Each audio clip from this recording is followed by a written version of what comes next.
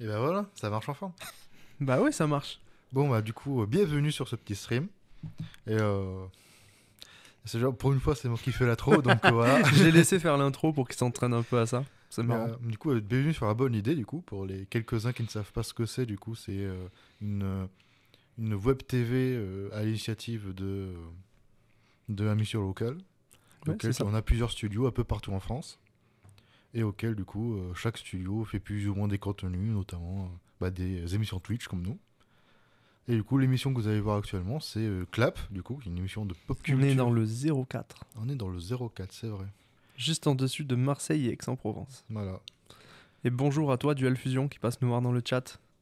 J'espère que tu vas bien et j'espère que tu vas prendre beaucoup de plaisir avec nous aujourd'hui. Mais du coup, ouais, en gros, là, l'émission que vous allez voir, c'est Clap, du coup, une émission de pop culture tournée principalement autour du cinéma, de la série. C'est ça. Tout ce qui Suite à une récente division de l'émission. Tiens, Dual Fusion, ça fait un petit moment que t'es pas venu, on va pouvoir t'expliquer ça de vive voix, parce qu'on rappelle aussi comment ça se passe. On a divisé l'émission en deux. Avant, Clap était une émission qui s'occupait de toute la pop culture au sens large. Là, on a décidé de séparer l'émission en deux labels. Un label qui reste Clap, orienté sur le cinéma, les séries télé et l'animation aussi. Et un autre label qui s'appelle Wits et qui s'occupe du jeu vidéo et de l'e-sport. Ouais. Voilà. On sentait ça comme ça. Voilà. On trouvait ça plus agréable. Et en fait, on enregistre les deux à la suite. Donc, en live ici aujourd'hui. On commence par Clap pendant à peu près 1 heure. Et après, quand on a fini, on passe sur 8 pendant aussi à peu près 1 heure, suivant l'actualité qu'on a à traiter. On prend un peu plus, un peu moins de temps, ça dépend. Voilà. Mais du coup, comment tu vas, mon ami Gogo ? Bon, franchement, ça va très bien, et toi ? Moi, ça va super aussi. Je suis très content d'être ici. L'émission se passe toujours très bien, à merveille. Là, on est sur la 4e émission de la saison 2 de Clap. Et la 2e de Beats juste après. Donc je suis très content. Je dis Beats, il faut l'appeler 8 en fait. Mais je suis très très content, ouais. Voilà. Je vois un bonsoir dans le chat qui a pop. On n'avait pas le soir, je sais pas si t'es au courant. On est encore un peu tôt là. Il est encore un peu tôt, ouais. Mais ouais, du coup, est-ce que ça te dirait de commencer l'émission ? Mais on peut commencer directement bon. si tu veux. Oui, on peut aussi demander à notre ami Dual Fusion comment il va. Dans le chat, on peut prendre un peu notre temps parce qu'on a du temps, ça va. On est bien. On a du temps, on a quelques sujets intéressants à parler aujourd'hui. Bien sûr. Notamment dans 8, n'hésitez pas à attendre le casse-feu. Dans 8, je vous avoue que j'ai préparé une très très belle chronique sur les Worlds de League of Legends, je peux le dire. Parce que je suis un grand fan de League of Legends et j'ai écrit une chronique, donc ce sera très très bien.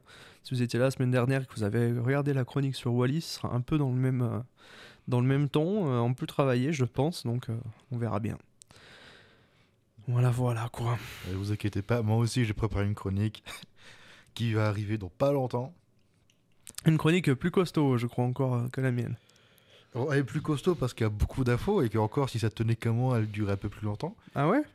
À la vraie, je pourrais passer une émission entière à parler que de ça parce qu'il y a beaucoup de trucs très intéressants. Mais je vais quand même rester sur la base. Je t'avoue que c'est dur pour moi parce que je suis pas très référencé sur le sujet dont on va parler. Mais on a la chance que j'ai revu des films il y a très très peu de temps dont tu vas parler. Donc c'est quand même cool. Ça, on en parlera ça tout à l'heure dans pas longtemps. Parce que là déjà... on va commencer par des petites news. Des petites news, des petites actus. Des petites news, des petites actus. Des petits trucs de sortie là récemment. Bah oui, quand même. Il y a pas de trucs de sortie, il y a des trucs annoncés. Alors annoncés, mais de sortie, il y en a. Mais il y a quelque chose qui était très très attendu. Une annonce qui a été faite par Netflix. On a beaucoup parlé de Netflix la semaine dernière, là on en reparle pour une seule chose. Ils ont balancé un teaser de Arcane, la saison 2. Dont on a oublié de parler la semaine dernière. Un peu, donc après moi j'avais pas encore vu le teaser la semaine dernière. Moi je l'avais vu. Après, voilà. Très beau petit teaser, tu vois, que vous pouvez voir d'ici peu de temps à l'écran. Et donc ouais, Arcane la saison 2, série hyper attendue sur le lore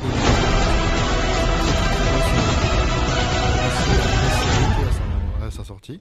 Bah oui, Votre c'est une Majesté, animation qui est assez révolutionnaire. Je tiens à dire à un Bien. ami en chat. Attendez. On est sur la glace! C'est une neige! Retirez-vous!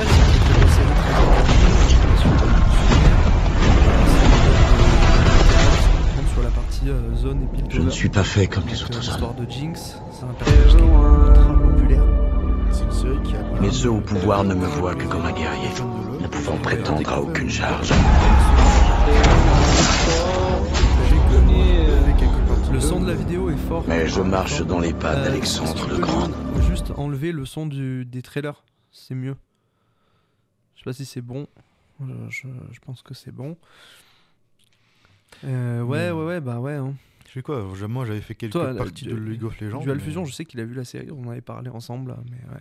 J'avais fait quelques parties de League of Legends, mais je connaissais pas trop le lore, je sais qu'il était très gros et très impressionnant.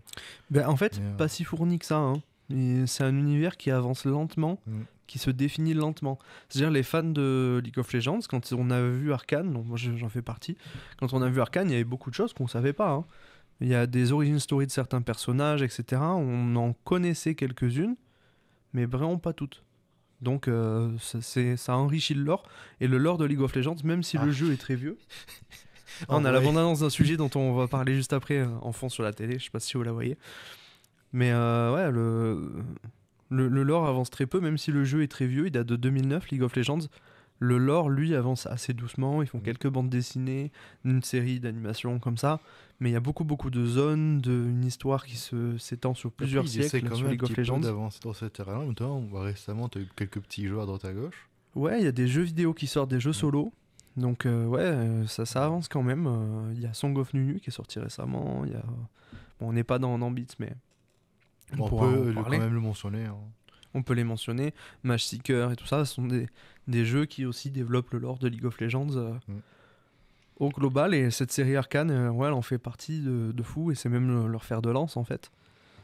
Et cette saison 2 a été annoncée pour 2024. Donc la même période où elle était sortie, la saison 1. Donc novembre. C'est ça, novembre 2024. C'est cool. Bon, ça me donne très envie parce que j'ai beaucoup aimé cette série. Du coup, à voir ce que ça a donné. Je pense que ce sera une merveille. Bon, oui, il y a très peu de chances que ce soit J'ai le envie contraire. de dire, on sait le studio qu'il y a derrière qui bosse dessus. Des Français, fierté française. Fortiche Studio. Du coup, bon, rien que ça, évidemment que c'est de la bonne qualité, que c'est bien. Bien sûr, comme bien la sûr. première saison, de toute façon. Mm. Le doublage aussi, qui va être d'une bonne qualité, je pense. Parce que le Oui, doublage bien français, sûr. j'avais beaucoup aimé. Franchement. Bah là, du coup, c'est une série qui est faite. Je pense qu'elle est. Je sais pas si elle est synchronisée de base avec le français. Je suis pas sûr. Non, c'est pas. C'est pas- Le langue ouais. de base, ça reste de la VO, ça reste L'anglais. de l'anglais. Mais c'est pas non plus. On a quand même de bons doubleurs qui arrivent à doubler dessus. Bah, Adeline Chetaille, une comédienne formidable qui bosse sur Jinx, du coup. Ouais, il y a beaucoup de comédiens comme ça. Donc on a hâte. Très hâte de Arcane. C'était la première news rapide. Et pour rebondir vite fait sur ce que tu as dit, Dual Fusion, la saison 2 de Sweet Home qui va arriver aussi. Ah, 1er Sweet décembre. Home, je connais pas. À la base, c'est un webtoon qui est excellent, que je vous conseille d'aller lire. Et tu as eu une adaptation par Netflix en live action. Ok, c'est le truc avec les monstres. Oui. En Corée. Voilà. Et qui rend très très court. J'ai pas regardé encore la saison 1. Je sais qu'il faut que je me tâte à la regarder, si j'ai un peu du mal avec tout ce qui est horreur comme ça. Bah, Alors que j'aime Dual beaucoup, Fusion, tu peux nous le dire, mais je crois que c'est pas horreur. Hein. C'est pas l'horreur. Hein, ça fait pas si peur que ça, je crois. C'est juste que je sais que j'ai quelques difficultés à regarder des live action un peu coréens parce que j'ai du mal à je sais pas, à m'accrocher vraiment. Mais après, ça se fait petit à petit. Ok, c'est un mélange, on me dit, ok, d'accord. Hellbound. Ah, mais je confonds peut-être avec Hellbound. Il y a moyen que tu confondes avec Hellbound. Hellbound, c'est oui, ça se passe, c'est aussi coréen, je crois, et ça se passe dehors tout le temps, enfin avec des grosses bêtes qui poursuivent les gens. Oui, ok, des grosses bêtes, ou à dire ils vont un peu juger quelqu'un et cette personne. Ok, je confonds ça, c'est totalement avec Hellbound. Sweet Home, c'est vraiment en mode du jour au lendemain, t'as des gens qui se transforment un peu en monstres. Alors ils se transforment pas aléatoirement, genre quelqu'un qui est. C'est des zombies ou. Non, c'est pas des zombies, c'est vraiment des monstres. Dans le meilleur exemple que j'ai donné, c'est imagine t'en as un, il est à fond dans le sport, il fait du sport tous les jours et tout, et quand il se met à transformer en monstre, il devient un gros tas de muscles qui est en mode qui tape un peu tout ce qu'il voit et qui est en mode vas-y. D'accord. Ouais. Et du coup, avec tout cet aspect au début, on sait pas trop ce qui se passe, et on commence à capter qu'il y a des gens qui se transforment en monstres, donc nous, est-ce qu'on pourrait aussi se transformer en monstre ? Qui est dangereux ou quoi ? Tu te rends compte que les monstres sont dangereux, mais les humains aussi. C'est très intéressant, et je sais que dans le webtoon, j'avais beaucoup aimé, parce que c'est très bien très bien amené et ça va, c'est intéressant. Ok, d'accord. Là, c'est chouette. Ça donne envie de jeter un œil quand même. Voilà. Mais sinon, après, en termes de sortie, il y a eu aussi... Bah si, il y a une grosse sortie. Il y a une très grosse sortie. On a eu la bande-annonce tout à l'heure à la télé, donc on va en parler. Il y a Napoléon qui sort. Napoléon, si tu peux nous balancer le trailer en régie. Napoléon, ça va être trop bien. Normalement, donc c'est Ridley Scott qui réalise le film. Ridley Scott, c'est qui? C'est le mec qui a notamment réalisé Gladiator. Entre autres, entre gros films de cinéma. Par exemple, la saga Alien, c'est lui, tu vois. Donc c'est pas mal. Mais non, c'est marquant parce que il s'intéresse déjà à l'histoire de France, parce que son dernier film, c'était Le Dernier Duel, The Last Duel, avec Adam Driver, avec Ben Affleck, avec Matt Damon, qui se passait en France et qui racontait l'histoire du dernier duel judiciaire. Donc c'était une femme qui accusait quelqu'un, un chevalier, de viol, et son mari la défendait en combat singulier contre l'accusé. Et c'était un film qui était déjà très très chouette. Moi, je suis très content que Ridley Scott s'intéresse à l'histoire de France à ce point-là. Je trouve que c'est bien de faire des films sur l'histoire de France. Et avec des moyens, surtout. Donc là, c'est Joaquin Phoenix, du coup, qui campe le rôle de Napoléon. Je trouve ça très très chouette que ça soit le cas, parce que Joaquin Phoenix avait été révélé justement par Ridley Scott dans Gladiator. Il jouait l'empereur Commode, qui était déjà un empereur tyrannique, atteint de folie, et qui pétait assez vite un plomb. Hello Didine dans le chat. Salut. Et ouais, ça m'avait l'air très très intéressant de voir ce film. J'irai le voir dès qu'il sort. Il sort aujourd'hui. Donc je vais y aller avec un très très grand bonheur, un très très grand plaisir, voir ce que ça peut donner de voir Joaquin Phoenix en Napoléon. C'est vrai que ça reste quand même un très bon acteur. Donc pour ceux qui n'ont pas forcément vu Gladiator, il a aussi eu un très bon rôle dans le film Joker, par exemple. Il a explosé avec Joker. Tout le monde le connaît avec Joker. Ouais. Alors qu'à la base, beaucoup de gens étaient un peu dubitatifs quand il a eu le rôle, tu vois, et pourtant il a vraiment très bien fait. Et là, pour les quelques images que j'ai vues, je trouve qu'il représente très bien... je sais pas, il arrive très bien à jouer Napoléon pour le peu qu'on a vu du trailer, donc hâte de voir le film aussi. Et voilà, hâte de voir ce que ça va donner. Dual Fusion, je vais te donner ta blague pour que tu en aies honte dans le chat. Je veux dire, tu as dit, est-ce qu'il a un bon appart? Parce que Napoléon, Bonaparte... Haha. Ah, Je te taquine. C'était une bonne vanne. Faut les faire, les vannes comme ça. On aime bien les vannes pas drôles. c'est la devise de l'émission, hein, les vannes pas drôles. Oui, bien sûr. Évidemment que oui. Après, sinon, en termes d'autres sorties aussi, on a eu récemment la sortie du premier OAV pour la saison 4 de Wakfu, du coup, qui se base sur le personnage de l'Europo qui est sorti. Et du coup, pour quelques-uns qui ne connaissent pas, c'est absolument pas ça. Ah oui, là, pas la du régie tout. qui Là, s'est trompée. c'est le bordel entre les trailers, là, on voit. Non, on a eu quelques problèmes techniques. Pas grave, vous on a le inquiétez temps, pas. on a le temps. Mais ouais, c'est... tu as Ankama, du coup, qui est du coup connu pour la série Wakfu et les jeux vidéo. T'as Dofus. beaucoup parlé de Wakfu déjà dans l'émission. J'ai déjà beaucoup parlé de Wakfu. Et parce que... et quand même fierté française. En plus, c'est un univers transmédia, Oui. donc t'as déjà joué au jeu. Tu as T'as beaucoup regardé les de séries. mangas, de BD. Des mangas, Tu as ouais. récemment, ils ont lancé leur plateforme pour la lecture en ligne, un peu comme Webtoon. Ah, ok. Du coup, pour leurs produits. Et du coup, ils proposent beaucoup de Webtoon, de mangas et de BD qu'ils avaient fait avant. Et des nouveaux qui sont exclusifs et qui sont gratuits, en tout cas pour compléter. Comme là, récemment, il y avait Tout est gratuit sur la plateforme? Pas tout ou- est gratuit. Ok. Il y a quand même qu'il faut pas forcément payer, mais il faut soit tu prends une sorte d'abonnement pour avoir accès à tout, soit tu peux payer un par an, mais c'est pas forcément plus intéressant. Et surtout qu'il y a beaucoup, c'est des vieux mangas, les vieux mangas Dofus qui sont très vraiment excellents, je vous les conseille, et d'autres trucs de ce style. Et notamment, tu as aussi beaucoup de trucs un peu standalone qui sont pas forcément dans l'univers de Dofus, mais qui sont un peu, ou de Wakfu, mais qui sont vraiment dans un délire un peu à part. Tu vois. Et du coup, ils proposent parfois à des jeunes auteurs qui veulent se lancer dans Webtoon, qui n'ont pas forcément l'occasion d'aller sur l'application Webtoon, et qu'il y a un truc un peu plus français, ils peuvent proposer aussi. C'est très intéressant, franchement, et c'est all screen, du coup, pour ceux qui veulent aller jeter un coup d'œil. Mais du coup, récemment, tu as eu le premier OAV qui a été annoncé, qui est sorti, du coup, ce week-end, qui tourne autour d'Europo, là, le grand méchant de la saison 3. et qui est très intéressant d'ailleurs, qui est très beau. Alors, ça fait très démo technique, hein, parce que l'histoire en elle-même de l'OAV, elle est pas si intéressante que ça. C'est Ah, c'est un niveau d'animation qu'on retrouvera sur la saison Oui, 4 qui ouais. arrive. Ouais. C'est vraiment. Ça se voit Ok. que c'est pour te dire. Alors, tu vois la saison 3, mais voilà la saison 4 à quel point elle va être au-dessus. Mais après, les combats sont vraiment très bien, j'ai beaucoup aimé. Et évidemment, les voix, elles sont très bien aussi. Mhm. Retrouver Gru Galoragram, ça fait plaisir aussi. La petite voix de Gru Galoragram, qui est très cool. Et du coup, hâte de voir ce que ça a donné pour les prochains OAV et surtout pour la saison 4 qui devrait pas trop tarder. Donc, voilà.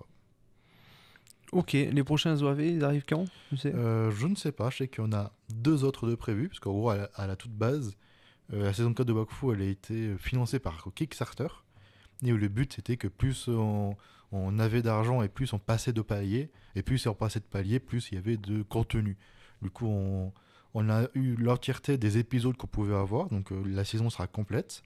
Elle sera pas avec des épisodes en moins, parce que moins d'argent pour faire d'épisodes, et surtout avec des OAV en plus, et je crois qu'il y en a 3 au total. Un sur Oropo, et les 2 autres, je ne sais plus exactement sur qui ils étaient, mais tout ça très intéressant de toute façon à voir. Donc un univers qui continue de s'étendre, de Mhm. multiplier les spin-offs.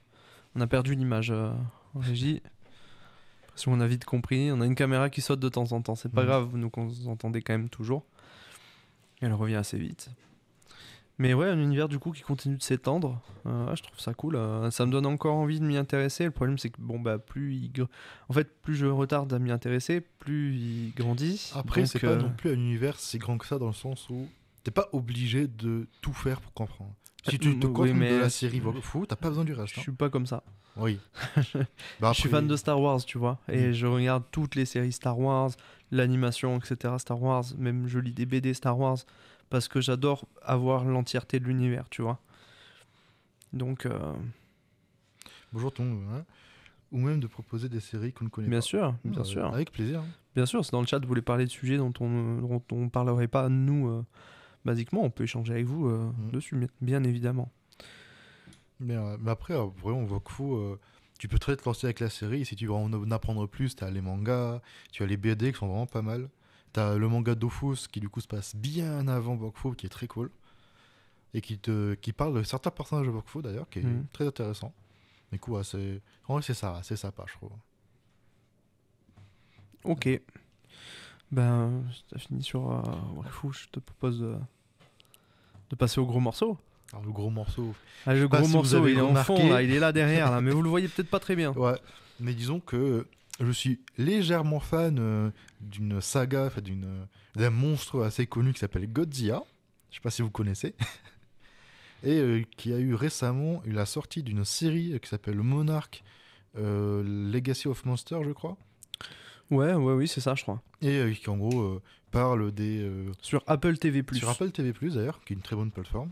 Et qui du coup va parler principalement de ce qui s'est passé entre le premier film Godzilla de 2014 d'Universal et ce qui s'est passé ensuite jusqu'au deuxième film qui s'appelle Godzilla 2, le roi des monstres. Et pour l'instant, on regarde un petit peu, vous voyez quelques images. Et il n'y a que 2 épisodes qui sont sortis pour l'instant. Il y a le 3e qui va sortir ce vendredi, je crois. Et franchement, excellent, j'ai beaucoup aimé. Je sais qu'il y a beaucoup de fans de la licence qui avaient un petit peu peur de ce que ça allait donner parce que d'un côté, d'un côté c'est très beau, de l'autre côté, est-ce que on va vraiment plus voir des humains que des monstres et est-ce que En ça aura fait- Godzilla que de nom, tu vois? Mais en vrai, ça va. Il y a quand même un truc très intéressant. On voit C'est- plus de monstres que ce qu'on aurait pu penser. Ça C'est fait normal qu'on voit plus d'humains que de monstres, c'est une série. C'est normal, mais c'est surtout dans le sens où je sais que t'as beaucoup de gens qui avaient peur que vraiment Godzilla tu le vois une fois au début, une fois à la fin et c'est tout, tu vois. Tandis que là non, et pareil pour les monstres, tu vois. Alors que là non, c'est vraiment à chaque épisode il y a des trucs intéressants qui se passent. Tu vois vraiment que la série tourne autour du monde et du fait qu'il y ait des monstres dedans. Voilà, la série a du pognon. Ah, il y a du pognon. Ah bah, Elle a du pognon, elle a pu savoir quoi en faire, ah on bah, est rien. là tu vois bien que Apple TV+, vraiment, Apple ils ont bien investi sur la série, quoi. Moi je trouve ça intéressant, après, il y a un truc qui me gêne, c'est quand même qu'il du coup il se place entre un premier film et un second qui existe déjà. La saga compte 4 films, si je dis pas de bêtises. Alors bientôt 4. Bientôt 4. Non, si, Non, 4 films. 4 ouais, films. quatre, il y a Kong Skull Island aussi, et Godzilla vs Kong et Godzilla 2 du coup. Et moi je trouve ça un peu dommage de se placer entre le premier de 2014 et le second, parce que en fait on a déjà la suite de cet univers. Ben, le truc qui est bien, c'est que il essaie beaucoup surtout de parler des zones d'ombre qu'on n'a pas eu forcément. Non mais en fait. c'est vrai, après moi, cet univers moi je le trouve un peu bancal à la base, enfin je sais pas s'il est... J'ai revu Godzilla du coup de 2014, celui de Gareth Edwards, je le trouve très très très bien, toujours très cool, vraiment, mais en fait il est très bien filmé tout simplement, c'est quelqu'un qui sait mettre en valeur les choses gigantesques, qui sait les utiliser avec parcimonie aussi. Godzilla est là dans le film, mais ses apparitions sont rares. Quand il apparaît, il est ultra puissant, ultra menaçant. Tous les monstres sont dangereux pour les humains, et du point de vue d'un humain, c'est hyper galère. Hein. Le film se passe en panique dans une ville dévastée et tout. On suit des militaires qui essayent de s'en sortir. Et le film marche très bien à ce niveau-là. Mais ce ton qui est un peu plus grave et tout ça, de ce film Godzilla, je crois qu'on l'a perdu dans les suites. Oui. On l'a totalement perdu pour Dans le film 2, d'action massif. Dans le 2, ils ont quand même essayé de le garder un petit peu, mais c'est vraiment la façon de filmer les monstres, c'était plus comme d'un point de vue humain, mais vraiment d'un point de vue monstre. Du coup, tu les vois se taper, c'est stylé et tout. Mais je t'avoue que il y avait quand même des belles scènes où tu avais le point de vue humain, notamment quand ils sont dans l'avion et que d'un coup, tu as le gigamonstre qui apparaît derrière eux et qui... Tu vois que bon, t'es à boîte dans un avion de chasse, bon bah le monstre il te tue en 2 secondes quoi. Mais même Kong Skull intéressant. Island, que j'ai vu du coup aussi, je l'ai trouvé pareil, il est pas à la hauteur de Godzilla, je trouve, parce qu'il se veut un peu moins sérieux. Tu vois, il y a beaucoup de trucs qui sont... C'est pas sérieux, c'est cliché. Oui. C'est du cliché de cinéma hollywoodien, avec le personnage Samuel Jackson qui est ultra cliché, que du coup on n'y croit Après, pas une Kong seconde, tu Skull vois. Island, tu vois qu'il a beaucoup été inspiré des premiers films Kong, du King Kong. Et surtout que c'est un peu le but de ces films-là, surtout de Kong, d'être un petit peu un cliché pour jouer avec ces... Mais c'est ces dommage. images-là. C'est Mais dommage. c'est dommage, effectivement, dans le C'est sens... dommage quand on voit que le Godzilla de Gareth Edwards c'est un vrai bon film, quand on voit que le King Kong de 2005 de Peter Jackson c'est un vrai bon film aussi. C'est vraiment dommage. Non, je mais trouve. surtout que tu as d'autres films Godzilla, notamment ceux faits par toutes les par Toho, je crois principalement. Tous les films japonais sont pas tous excellents, mais il y en a beaucoup qui sont très très bien et qui arrivent à jouer avec ce ton un peu grave et un peu sympathique. Enfin, pas tous non plus. Alors, là, notamment, vous avez l'image du tout premier Godzilla. Mais Godzilla à la base c'est quand même un personnage qui porte quelque chose de grave. Il est né, ce personnage est né de la peur du Japon de la bombe nucléaire, puisqu'il y a eu Hiroshima, il y a eu Nagasaki dans l'histoire. Et je trouve ça dommage d'en faire des films d'action, je trouve ça dénature. C'est presque... Moi je trouve ça presque moqueur en fait de la part d'Hollywood. En soi, fait ça, le fait mais que ce bon. soit des films d'action, ça me dérange pas tant que ça. Si l'action elle est là pour quelque chose, tu vois. Et puis pour du rasoir si vous voulez derrière. Mais genre Parce que par YouTube exemple, aime bien. je sais que j'avais un petit peu aimé quand même l'action dans Godzilla 2 parce que ça servait quand même quelque chose. C'est pas juste ils se battent parce que il faut Mais je se pense battre, qu'elle est tu vois. très belle, à mon avis, elle est très belle cette action. Ouais, c'est Mais bon. pour donner une bonne idée, l'action qu'il y a principalement dans Godzilla contre Kong, c'est principalement juste un concours de c'est qui le plus fort, tu vois. Il y a pas de parole par rapport Mais je crois à qu'il s'appelle l'évolution de l'être humain. il s'appelle King of Monsters. Non, c'est dans le deuxième. C'est le 2 Le deuxième il s'appelle King of Monsters, mais Ouais. je parle de Godzilla contre Kong là. Ah oui, oui. Il y a un ok. autre film encore qui Oui, se passe oui, encore d'accord. après. Ouais. Mais alors là, ça part totalement en vrille, parce que je crois qu'il y a Mechagodzilla. et Non, tout. Mechagodzilla, c'est très intéressant dans les films japonais parce que au tout début, Godzilla de base, c'est un méchant. Dans le premier film, c'est une menace qui vient pour se venger un petit peu de toutes les atrocités de guerre et qui représente la menace nucléaire surtout. Et très vite, il a eu beaucoup de films où il s'est battu contre d'autres monstres. Il s'est mis à être le héros du Japon, à celui qui défend le Japon et le monde contre les autres monstres. Mais je t'avoue que ça a été très très compliqué au début parce que c'était très vite parti dans le côté un peu kitsch que beaucoup de fans n'avaient pas forcément aimé. Et le cinéma, les films en tout cas au box-office japonais se sont très vite ressentis malheureusement. D'ailleurs pour ça que il y a des termes qu'on utilise beaucoup, ce sont les airs des films Godzilla, qui ont du coup, c'est vraiment... pour te donner un exemple, là, le premier film Godzilla, celui qui est sorti en 1954, il fait partie de ce qu'on appelle l'ère Showa, du coup, la première ère qui a duré plus ou moins 20 ans, je crois, de 54 à 75. et auquel tu as eu beaucoup de films, notamment Godzilla qui se bat contre Mothra, une sorte de grosse mytho géante, qui se bat contre Godzilla d'ailleurs, enfin qui se bat contre King Kong plutôt, qui est d'ailleurs un film hilarant parce que tu vois vraiment que c'est juste deux mecs en costume qui se tapent et qui font n'importe quoi, et il n'y a plus de sens. Mais et tu vois que c'est vraiment comment ça s'appelle, c'est vraiment le moment où ils ont commencé à tester beaucoup de choses et où tu as eu beaucoup de tentatives par la suite. Notamment, tu as eu à la fin, avec le tout dernier film de l'ère Showa, c'était La Terreur de Mechagodzilla, où tu as eu deux films, du coup, Godzilla contre Mechagodzilla et La Terreur, du coup, sorte de suite. Et où ça tournait beaucoup autour de, au début, les sortes de héros, des sortes d'humains qui ont essayé de faire un robot Godzilla pour combattre Godzilla, pour combattre la menace qui était devenue Godzilla. Et après, Mechagodzilla représentait un petit peu aussi les travers de la technologie et de genre, oui, c'est bien, t'as fait une arme pour combattre cette menace, mais maintenant c'est cette arme la menace, tu vois. Et c'était très intelligent parce que pareil, ça repart aussi sur la bombe nucléaire, tu vois. On a fait la bombe nucléaire pour répondre à une menace et pour pouvoir calmer un petit peu le jeu, mais du coup, ça fait qu'on a une menace encore plus grande entre les mains, tu vois. La menace du nucléaire, c'était vraiment quelque chose d'important à l'époque. Mais pareil, tu as eu beaucoup de...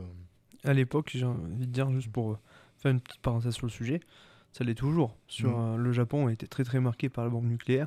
Ils en parlent beaucoup dans leurs œuvres. Si tu regardes quelques mangas, par exemple Naruto, tu vois, Naruto, même One Piece récemment, c'est quelque chose qui est très très présent, cette idée d'avoir une arme de destruction massive qui est capable de raser une ville ou quelque chose comme ça en un claquement de doigts, tu vois. On a déjà parlé de Napoléon, on a mais juste déjà parlé avant, de Napoléon. Bibelbro, on a fait une petite chronique dessus. Elle sortira vite sur YouTube, t'inquiète pas. Mais du coup, après, tu as eu du coup l'arrivée de l'ère Heisei, du coup, qui est du coup une sorte de renouveau qui voulait un petit peu faire table rase et repartir sur une suite directe du premier film de 1954. Et tu as notamment beaucoup de monstres qui sont arrivés à cette époque-là, et des monstres d'ailleurs que j'aime beaucoup, notamment Biolante, qui est une sorte de grosse plante. C'est bon Godzilla, mais si c'est une plante, qui était très cool, et que c'est mon monstre préféré d'ailleurs. Mais où tu as eu beaucoup des monstres un peu bizarres à droite à gauche. Tu as eu Space Godzilla par exemple, Godzilla qui vient de l'espace, qui avait de gros cristaux sur les épaules, et des monstres à droite à gauche assez bizarres. Et où surtout ça se finit à cette époque-là sur Godzilla contre Destroya. Destroya qui vraiment représente cet aspect très ras-le-bol qu'avait le public japonais pour le nombre de monstres qu'il y avait à l'époque. Parce que bon, tu avais beaucoup de films de monstres qui sortaient et c'était beaucoup de Godzilla contre machin, Godzilla contre ci. Ils en avaient un petit peu marre. Et du coup, c'est vraiment le film qui était là pour dire on arrête. Destroya qui d'ailleurs signe la mort de Godzilla, avec notamment son fils qui du coup reprend un peu le flambeau. Du coup, les prochains films se passeraient avec le fils de Godzilla. Et avec vraiment cet aspect de... là, on est en quelle année là ? Là, actuellement, pour Godzilla contre Destroya, on est en 1995. Ok, d'accord. C'est l'ère Heisei, c'est vraiment, ça dure de 84 à 95. Donc Jean Reno arrive bientôt là. Alors justement, c'est exactement sur ce que j'avais passé. Tu as après, l'ère Tristar, c'est pas vraiment le terme qu'on utilise, mais c'est vraiment le film de Roland Emmerich, je vais y arriver, qui est vraiment le premier film. Roland Emmerich, ouais. Le premier film américain qui était pas très apprécié à sa sortie, même si ça reste un bon film, et qui, surtout que pour la plupart des fans de Godzilla, beaucoup l'ont vécu comme étant, c'est juste pas Godzilla. Mais une fois que tu as accepté ça, en vrai, c'est un très bon film de parmi les gens qui aiment beaucoup le cinéma, parmi mes potes, on l'aime beaucoup ce film. Non, le film en vrai, on l'apprécie beaucoup. Il y a une bonne façon de faire et tout, mais je sais que pour beaucoup de fans, c'est pas Godzilla. D'ailleurs, même pour te le dire, et j'en parlerai juste après, le Godzilla de ce film est renommé Zia, parce que pour le public japonais, ce n'est pas un vrai Godzilla. La larme à la fin de Godzilla 98, oui. Larme quand même. L'histoire est vraiment très sympa et la façon, même les personnages sont intéressants, tu vois. Et ça, j'avais bien aimé le film quand même. Mais du coup, et juste après, du coup, on a l'ère la plus récente parce qu'il n'y en a pas eu grand-chose entre-temps, qui s'appelle l'ère Millennium. En gros, le millénaire, justement, pour marquer le nouveau millénaire, qui a commencé en 1999 avec Godzilla 2000, justement Godzilla Millennium, où c'est vraiment un renouveau de la franchise. Ils voulaient éviter de faire comme avant, à mettre trop de monstres. Ils voulaient vraiment se concentrer sur Godzilla et et vont faire un truc un peu plus petit, tu vois, sans forcément se dire, vas-y, il va y avoir 14 films sur 10 monstres différents, et genre, ils voulaient vraiment rester simple, tu vois. Et du coup, c'est avec ça que l'ère Millennium a beaucoup marqué les gens, parce que les films les plus récents et les plus beaux graphiquement, en tout cas de l'époque, en tout cas de l'époque du film japonais, parce que bon, côté occidental, on a eu quand même de beaux films à l'époque. Mais l'ère Millennium, surtout, finit sur Final Wars, qui est vraiment, c'est un bordel.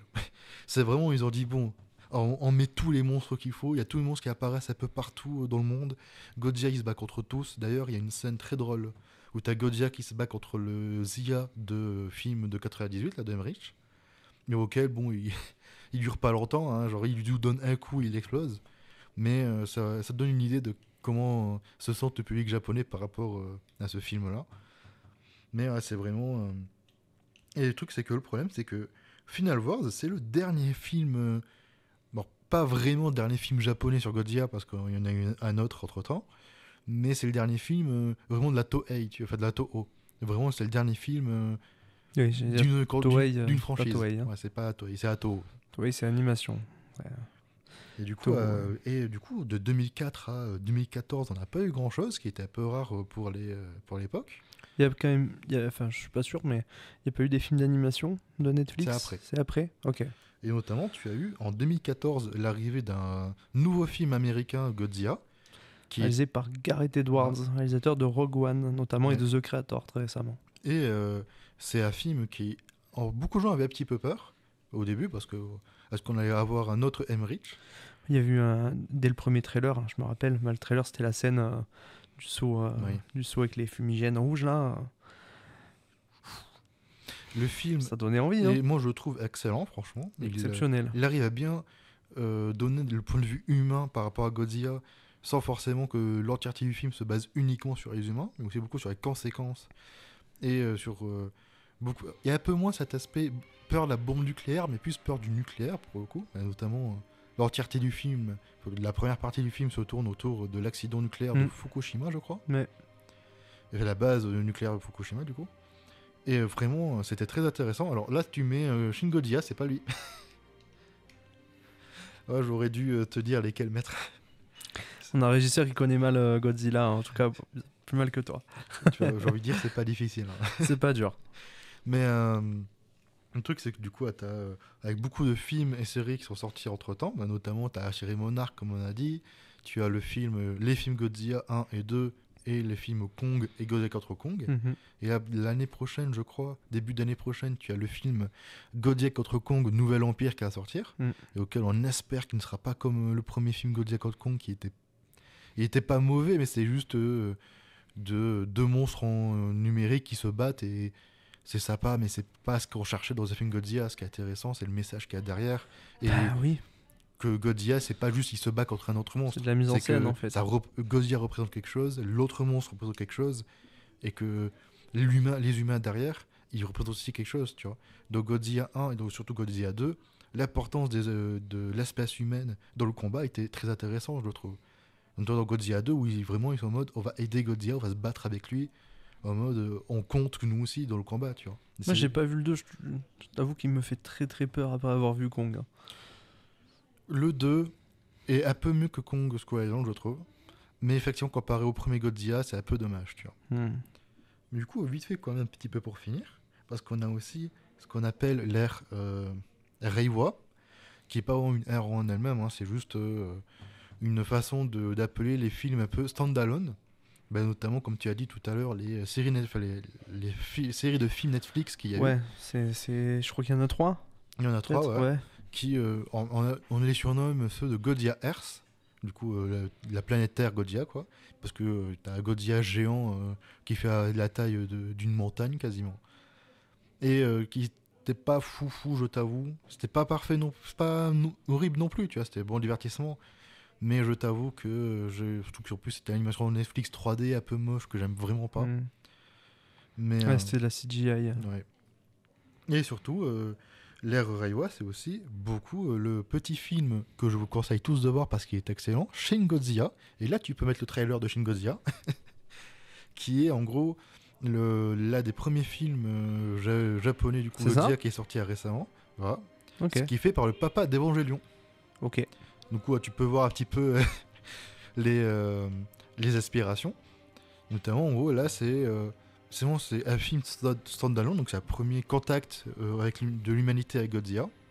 Et avec Godzilla qui, du coup, se met à évoluer plus vite que n'évolue la société japonaise par rapport à lui. Le film critique beaucoup la société japonaise et la lenteur qu'ils ont à prendre des décisions. Et vraiment, c'est un film excellent que j'aime beaucoup parce que surtout à la fin, tu as beaucoup de peine pour la créature. Tu vois Godzilla, tu le vois au début, c'est une sorte de gros poulet un peu qui marche au milieu de la ville qui fait des dégâts, mais tu vois qu'il souffre en marchant, puis à chaque fois, au fur et à mesure, il évolue, il se met à se mettre sur ses deux pattes. Et t'as des scènes magnifiques quand tu le vois tirer son fameux souffle atomique, c'est magnifique de fou, tu as les images sont magnifiques. Et là tu vois que genre le monde galère énormément à se débarrasser de Godzilla qui est une vraie menace dans ce film. Et tu vois que vraiment les seuls qui arrivent à trouver la solution, ce ne sont pas les bureaucrates japonais qui prennent son temps à prendre une décision et qu'il faut via l'autorisation pour après avoir l'autorisation pour faire ça. Mais c'est vraiment le héros que tu vois là, qui est vraiment en mode... il y a une scène dans le film qui m'a beaucoup marqué, l'une des scènes qui m'a beaucoup marqué et qui résume très bien ce que critique le film, c'est quand tu as à chaque fois qu'ils prennent une décision, que le gouvernement prend une décision contre Godzilla, tu vois qu'ils appellent 10 milliards de personnes, il faut l'autorisation de lui. Tu te dis que quand tu as l'équipe du héros qui travaille pour faire des recherches et pour se dire comment est-ce qu'on peut arrêter Godzilla, c'est fluide, c'est dynamique, il se passe les dossiers, il faut les trucs, et tu vois que le film est vraiment là pour beaucoup critiquer la société japonaise et les dérives qu'il y a derrière. Et c'était vraiment bureaucratie japonaise plutôt, et c'est vraiment très intéressant. Et même si ça reste un film japonais, c'est pas forcément un film d'une continuité particulière, mais c'est beaucoup de gens adoraient Shin Godzilla 2. Mais je sais que tu as par exemple récemment, il y a quelques mois déjà, j'en avais déjà parlé certainement d'ailleurs, un nouveau film japonais qui a été annoncé, qui s'appelle Godzilla Minus One, dont tu as normalement le trailer. Et en gros, c'est le premier film japonais qui est fait par Toho, qui du coup relance une nouvelle franchise. Et depuis 2004, on n'avait pas eu ça, donc ça fait bientôt 20 ans. Du coup, il sort en fin d'année, là, et en France, il ne sortira que le 7 et le 8 décembre. Ouais, je viens de voir, c'est affreux les pubs, il y en a tout le temps. C'est... Enfin bon, désolé, hein, si vous voyez beaucoup de pubs, c'est pas notre faute, c'est la faute à on n'a YouTube. pas YouTube Premium, pour l'instant. Voilà.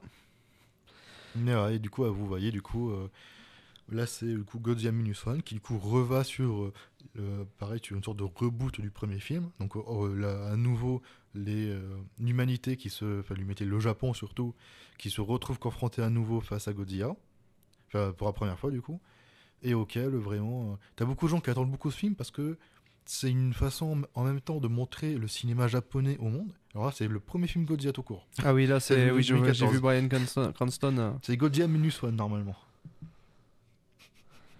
En régie, ça galère. Hein, tu vois, là, avec les trailers. Là, c'est le moment où je me dis, peut-être j'aurais dû vous allez voir des trucs. images, c'est pas ça non plus, ça a l'air très vieux. C'est pas ça non plus, je pense. Non, c'est pas Warner, ça, c'est Legendary. Non, ça c'est un autre. Oh, boy. Je sais pas si on a le trailer, moi en tout cas. Moi, le trailer, je l'ai vu, je sais plus, je crois que je l'ai vu et je t'en ai parlé. Tu m'as dit c'est du coup ce film japonais.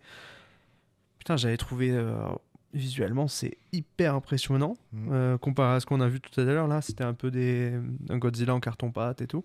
Là, c'est pas du tout le cas. J'ai l'impression que c'est un Godzilla numérique assez, au niveau de ce qui est fait à Hollywood là récemment. Donc peut-être pas à ce point-là, mais en tout cas proche.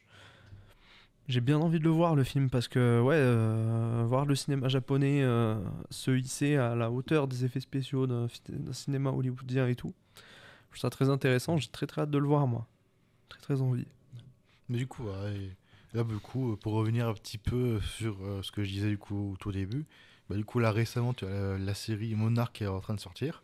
Et vraiment, si tu es fan de Godzilla, ou en tout cas des kaiju actuellement, tu manges très très bien parce que vraiment tu as Ouais, t'as Minus One qui va bientôt sortir. Tu as le prochain film. Et du coup, Minus One, c'est un film qui est standalone, on peut le regarder comme ça et il est pas dans un univers. Il n'est pas dans un univers particulier, c'est vraiment tu regardes tout court. Ok.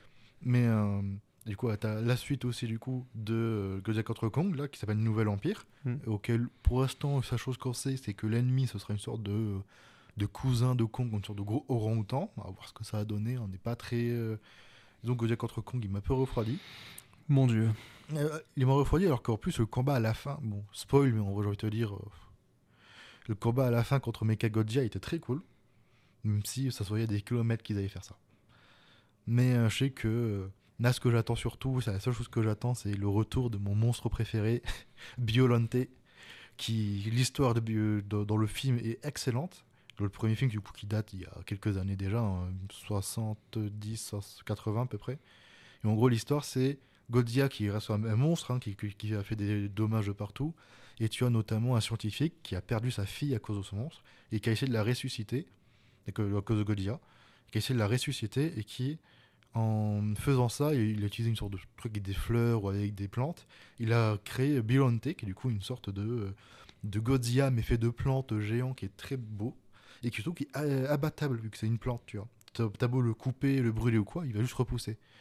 À la fin, ils arrivent à s'en débarrasser je crois, en le jetant dans l'espace ou je sais plus quel camp ils avaient fait. Parce que c'était l'époque où les films Godzilla, ils aimaient beaucoup mettre des aliens partout. Ça a l'air complexe. C'est les vieux films et les vieux films, c'est complexe. Mais d'ailleurs, c'est Biollante qui a donné naissance à Space Godzilla. Parce que du coup, on le revoyait dans l'espace. Biollante a de l'ADN de Godzilla en lui. Et l'ADN de Godzilla s'est développé dans l'espace et est revenu après pour se battre contre Godzilla. C'était un bordel. C'est très vite le bordel, les films Godzilla, malheureusement, parce que, comme j'ai dit, là, il y a beaucoup de continuités différentes, beaucoup de films, beaucoup de complexité pour rien. Complexité pour rien. Et c'est un peu dommage. Après, ça reste quand même de plutôt bons films. Et surtout que quand tu vois à quel point ça a marqué le cinéma aujourd'hui, tous les films avec des monstres géants ou avec des gros trucs comme ça, tu sais que c'est forcément inspiré un minimum de Godzilla et de tout son héritage. Et notamment, pour finir, une petite note de fin, tu as le film Pacific Rim de Guillermo del Toro, qui est vraiment c'est une lettre d'amour au film de Kaiju et à Godzilla. Ouais, complètement, oui. Et vraiment, alors le premier est excellent, franchement, tu vois vraiment que le réalisateur du coup Guillermo del Toro adore ce dont il parle. Le second c'est pas lui. Ouais. Bah, le second, non, il n'existe pas. Ça n'existe pas. Ça n'existe pas. Il n'y a qu'un film Pacific Rim. Mais oui, Pacific Rim c'était très très chouette. Ces gros robots qui affrontent des kaiju dans toutes les villes du monde. Le monde qui s'est uni pour les affronter. L'univers est vachement cool. Et puis c'est réalisé par un mec qui sait réaliser des films. Donc il te filme ça comme des trucs vraiment gigantesques et quand tu regardes ce film-là, que j'aime beaucoup tout petit, quoi. Dans ce film, c'est déjà la réalisation et la façon de filmer les combats entre les monstres et les robots géants. T'as pas l'impression que c'est juste que tu pourrais remplacer ça par juste deux mecs de taille normale, que ça ferait pas grand-chose. En fait, chaque coup a vraiment j'ai l'impression que c'est quand même vachement inspiré de Michael Bay à ce niveau-là, Transformers.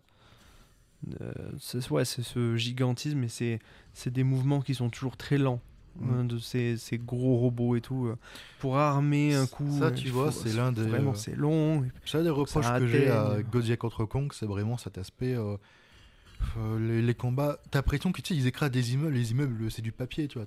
S'il vous plaît. Genre dans le premier Godzilla, quand Godzilla il se bat contre les sortes de NATO, je sais pas comment ils s'appellent là. Quand ils se battent entre eux, vraiment, quand ils se prennent un immeuble, tu vois vraiment qu'il s'est pris un immeuble, tu vois. C'est impressionnant. Et ça, c'est ce que j'ai envie de retrouver, notamment dans les prochaines créations que ce soit d'Universal, que ce soit Toho, ou que ce soit n'importe quel autre. Mais en fait, c'est ce qui fonctionnait dans le Godzilla de Gareth Edwards, ce qui fonctionne dans le Pacific Rim, c'est quand les monstres se battent, ou même quand on les voit tout court, c'est très rare qu'on les voit en entier. Le corps en entier, c'est très très rare. Souvent, on voit le torse, la tête, les bras, les parties du corps qui se prennent des coups, etc. Mais pas plus. Regardez là ce qu'on voit, vous voyez. En plus, c'est très proche du corps, c'est très proche du corps, et en plus c'est très découpé, un peu à la manière d'un manga. Ça, pour les combats, oui, on voyait ça. Pacific Rim, les rares fois où tu vois des scènes où tu vois le corps en entier, c'est soit pour te montrer à quel point c'est imposant et que le coup qu'il s'est pris est puissant. C'est ça. Genre là, tu vois, Voilà. euh, Il galère à se relever, il etc. galère à se relever. Voilà. Quand tu vois qu'il se prend tous les tours de conteneurs de bateau et tout, t'as pas l'impression que c'est juste du papier qui se vole. Tu vois C'est ça, vraiment exactement. l'impact du coup. Et ça, c'est vraiment. Donnez-nous des films plus comme ça. C'est vraiment. Pour accentuer ça, on a un film aussi qui se passe majoritairement de nuit, vraiment dans des environnements très sombres. C'est que C'est très volontaire beau. qu'on n'y Le jeu voie des pas tout. lumières est magnifique. Voilà. Le fait qu'on n'y voie pas tout est largement volontaire. Et si vous voulez être dégoûté, regardez le 2 qui se passe. Toutes les scènes se passent la journée. Ça n'a aucun sens. Ouais, voilà. Ça, tu vois, plat de fou, tu le vois les différences de réalisateur. Mais ouais, je trouve ça assez fou. Mais Pacific Rim, de cette manière, on l'a vu dans le trailer, mais la façon de filmer les coups, c'est hyper manga, tu vois. C'est un plan où on voit le bras qui s'arme, un autre plan où on voit le réacteur qui donne par derrière l'élan du coup, et encore un autre plan où on voit l'impact. C'est comme un découpage de manga où tu as des 3 cases, 4 cases à chaque fois, entre chaque échange de coups de personnage. Franchement, c'est hyper intéressant comme film. Mais du coup, petite fin de ma chronique, du coup, on a fait un petit peu le tour. Ouais. Et déjà, Et ça aide midi et beaucoup demi. pour crédibiliser la CGI, Bruno nous le dit, l'obscurité. Ça, c'est vrai, évidemment. Hein, la CGI est beaucoup moins visible, les défauts sont beaucoup moins visibles dans l'obscurité. Pourquoi ? Parce que quand il y a des mouvements de CGI, etc., on peut mettre du flou un peu partout. Et dans l'obscurité, ça se voit beaucoup moins que de jour. C'est beaucoup plus compliqué. C'est vrai de le que cacher. ça, c'est le plus gros problème, la plupart des gros blockbusters actuels. C'est que ils veulent faire beaucoup de trucs avec gros monstres et tout, avec des. Tu vois beaucoup avec Marvel actuellement. Ou encore la caméra, Qui désolé. lâche encore. Mais où le problème qu'ils ont actuellement, c'est tout que difficile de pas que se fasse juste une sorte de gros carré une gros tas de pixels qui juste se tapent entre eux, tu vois. Et que ça donne vraiment cette impression de tu ne filmes pas juste un truc vide et derrière on rajoute C'est des ça, trucs. Tu filmes exactement. vraiment un truc qui sont là, tu vois. Qui est Ça, organique. Ça, c'est des trucs auxquels je sais que je reproche à poil au film Transformers Michael Bay qui a du mal à filmer les Transformers comme des personnages. Moi, ça, je suis pas très d'accord, moi. Un petit peu. Parce quand que même. Optimus Prime, c'est un personnage quand même. Hein. Oui, mais tu sais que donc dans les dialogues ça va encore, mais tu vois que parfois il a du mal. Et ça va avec son style quand même, qui est assez arraché, qui est assez. Dans Transformers 2, quand Optimus se fait transpercer, Là, cette scène, par tu vois, elle est- ça par elle est exemple, ça bien fonctionne très bien. filmée. Elle est en très gros plan, tu vois la lame Oui. traverser le corps, vraiment. Tu te dis, oula, on est peut-être en train de perdre le leader. Là, le problème que j'ai avec cette scène-là aussi, c'est quand tu vois le combat en lui-même. Là, les plus gros problèmes qu'il y a derrière, c'est plus par rapport sur le design qu'autre chose. Mais ils se font attaquer par plein de Decepticons qui sont tous les mêmes, hein, ressemblent tous avec gros Mais tas ça, de ferraille. ça, c'est normal, grises, c'est l'utilisation des couleurs Oui. qu'il a Michael Bay qui est comme ça. qui est un peu dommage. Mais en du coup, fait, ça fait que quand il se fait transpercer, tu vois, tu te rends pas forcément compte dès le début que, vas-y, entre tous les coups qui se prennent, toutes les étatincelles qu'il y a parce que c'est du métal et tout. moi aussi, je trouve quand Comment même. ça peut- Je trouve quand même Ça, qu'on- quand on même, le ça voit. c'est une belle scène, Je tu trouve vois. qu'on le voit. Mais je comparé en vrai aux autres scènes, je trouve que c'est une très belle scène bien montrée. Mais je sais que par exemple, il y a des scènes de bataille qui sont très chaotiques. Et autant il y en a qui sont chaotiques pour être chaotiques, pour montrer le chaos que c'est la guerre et que c'est les batailles. Mais autant il y en a où c'est juste illisible pour pas grand chose, tu vois, et c'est un peu dommage. Moi, je trouve vraiment pas trop. Je sais que Michael Bay, Jamais gêné. ses films sont quand même très divertissants, j'aime beaucoup les revoir. Mais en fait, ils sont plus Mais, que divertissants. Ils sont bien dans le sens où tout ce que tu vois à l'image est toujours parfait en termes d'effets spéciaux. Bah, ça, Aujourd'hui, oui. ça n'a pas vieilli. Hein. C'est pour toujours Ça, magnifique. pour le coup, même si j'ai beaucoup de reproches à faire à Ah, Michael mais c'est les Bay, meilleurs techniciens niveau du effets monde qui spéciaux, ont bossé c'est dessus. grâce à Oui, Transformers qu'on a eu c'est ça, totalement. Pacific Rim et qu'on a eu complètement. Avengers. Même Avengers, oui, c'est ça. Parce que ça a montré Bien sûr. à Hollywood qu'on peut faire Bien sûr. des films à gros budget avec de gros effets spéciaux durant tout le long, mais qui Oui, fassent qu'ils soient pas beaux. faux, qui fassent À pas. condition de mettre les efforts dessus voilà, et qu'ils de fassent pas confier à un kitsch. mec qui sait un peu faire. Dire, bah là, Michael Bay, en l'occurrence, le gars s'arrange pour. En fait, à chaque fois qu'on voit un truc à l'image dans Transformers, c'est des contrastes de couleurs qui sont plaisants à l'œil.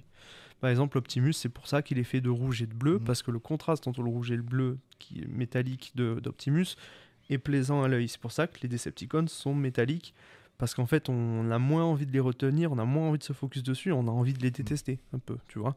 Alors que, par exemple, Bumblebee, qui est jaune et noir, lui, on a envie de le voir un peu plus, etc. On a envie de C'est l'aimer. pas des mauvaises décisions Tu vois. en soi, c'est juste que quand je sais le potentiel qu'a la saga Transformers, je sais ouais, que mais bon, franchement, Après, ça reste quand même de c'est très sûr, bons ça peut films. être mieux, mais ça c'est- reste mieux que d'autres films Transformers. que dont le je dernier, parlais. là. Le dernier, vas-y, il aurait pu être Je l'ai pas vu, mais. Il est pas non je pense plus que c'est un peu mauvais. comme ça. Il est pas non plus mauvais, c'est un bon divertissement, mais il aurait pu être tellement mieux. Bah, en tout cas, je sais pas, parle mais- des meilleurs méchants Même de la les saga, derniers ouais. de B, je les retiens pas, alors que les premiers, franchement. Non, le les 2, 3 premiers sont excellents. le 2, là, cette bataille dans le désert à la fin, vraiment le combat d'Optimus dans Moi, les je sais plaines et que tout. ma scène Je verrai préférée jamais tout dans ça. tous les films Transformers actuellement sur le B, c'est vraiment dans le 3, quand ils arrivent Ah, l'immeuble. le siège de Chicago. L'immeuble qui tombe et tout. Ouais, mais toutes les scènes sur Chicago et tout. Ouais. Quand ils arrivent à Chicago, la ville, elle est prise par les Decepticons. C'est magnifique. Et la musique à derrière, quand ils font le tour un peu de tous les collègues qu'ils ont eu avant pour aller rechercher, pour arrêter tout ça et tout, c'est magnifique.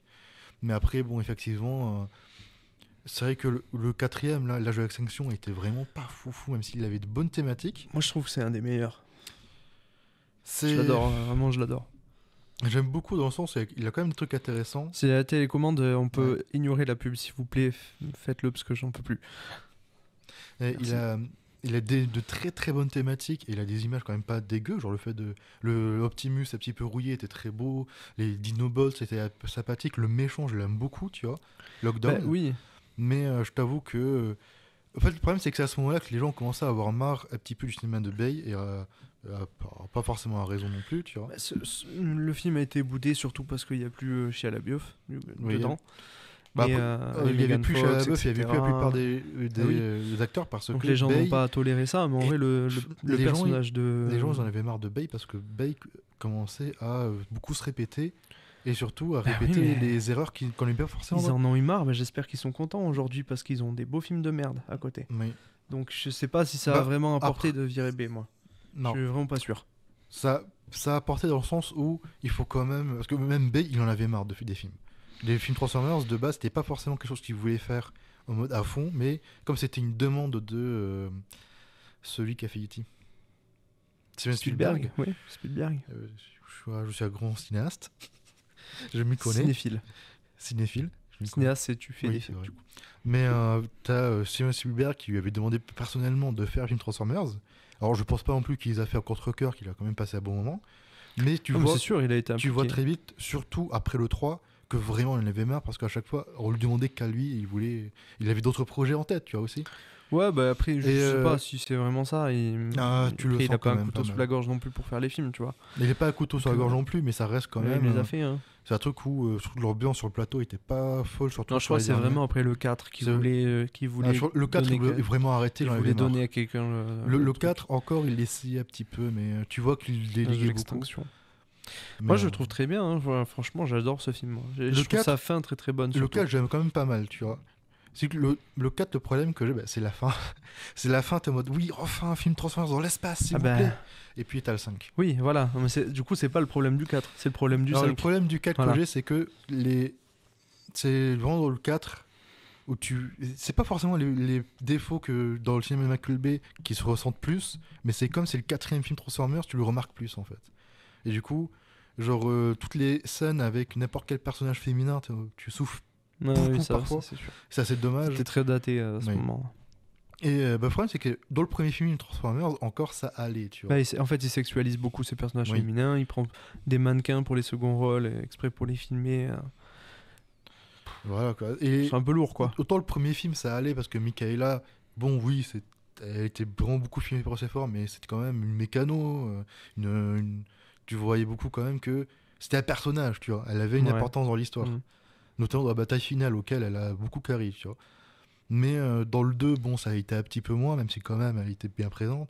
Dans le 3, bon, elle était plus là parce qu'on avait marre de filmer avec Bay, parce qu'on avait marre qu'on la prenait juste pour un bout de chair. Et dans le 4 et le 5, vraiment, tu vois que Bay me dit là, il en a marre. C'était la fille du héros, je crois, qui était un peu. Ouais. C'était un mannequin, je crois. Ouais, la fameuse scène, la loi Roméo et Juliette. Moi, je sais pas. Après, je trouvais les personnages très cool dans ce film, dans l'âge de la. Non, dans le l'extinction, 4, je j'aime crois. beaucoup le père. Le père est Franchement, excellent. ouais. Ah Et oui, il est cool. même les Mark humains, Wahlberg. tu vois, les méchants humains qui sont en mode.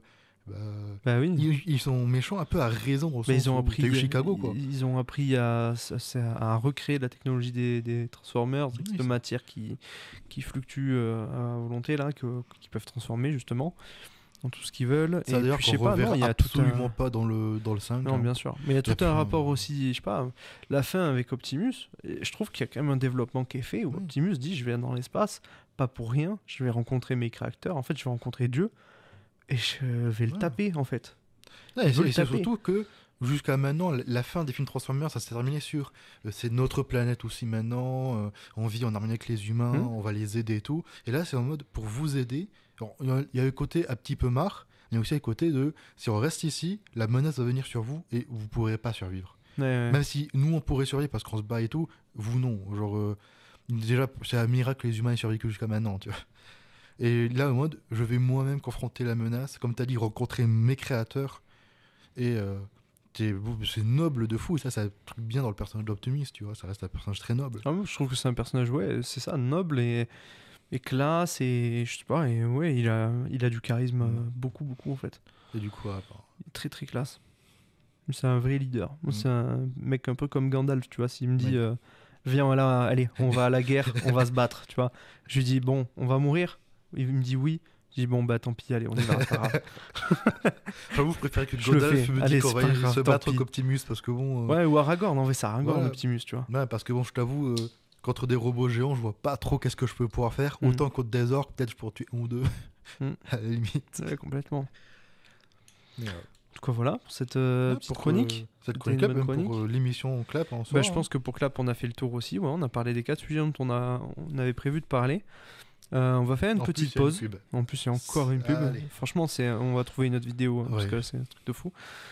On va faire une petite pause pour préparer le plateau pour passer à l'émission 8. On va parler jeux vidéo. Restez avec nous. La pause sera pas très longue, 5 à 10 minutes grand max. Et je peux vous dire déjà que je vous ai préparé une petite chronique sur les World League of Legends. Donc franchement, restez parce qu'elle est à pas piquer des hannetons, cette petite chronique. Voilà, je sors une expression des années d'avant, mais ouais, franchement, restez. Non. À de suite.